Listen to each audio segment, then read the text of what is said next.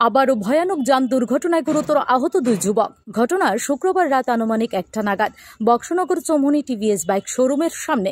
আহত দুই যুবকের নাম টোটন চন্দ্র সাহা এবং সুমন দাস। তাদের দুজনের বাড়ি বিশালগড়। এই ঘটনার খবর পেয়ে রাতে আহতদের উদ্ধার করে বক্সনগর সামাজিক স্বাস্থ্য কেন্দ্রে নিয়ে যায় কলমচোরা থানার পুলিশ। সেখানে কর্তব্যরত চিকিৎসকরা প্রাথমিক চিকিৎসা শেষে তাদের গুরুতর অবস্থায় হাপানিয়া হাসপাতালে রেফার করে।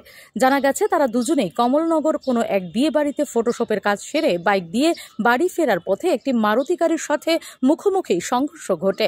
তবে ওই মারুতি গাড়িটির খোঁজ এখনো পাওয়া যায়নি। এই বিষয়ে তদন্ত চালাচ্ছে পুলিশ।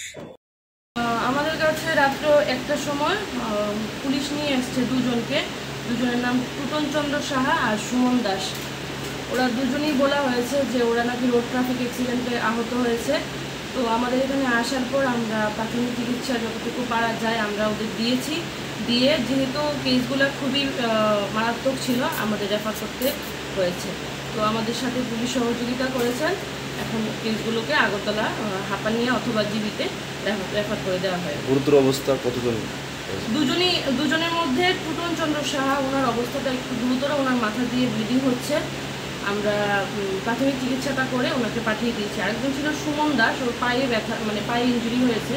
তবে টোটনের অবস্থাটা একটু আশঙ্কাজনক। কোথায় রেফার করা হয়েছে?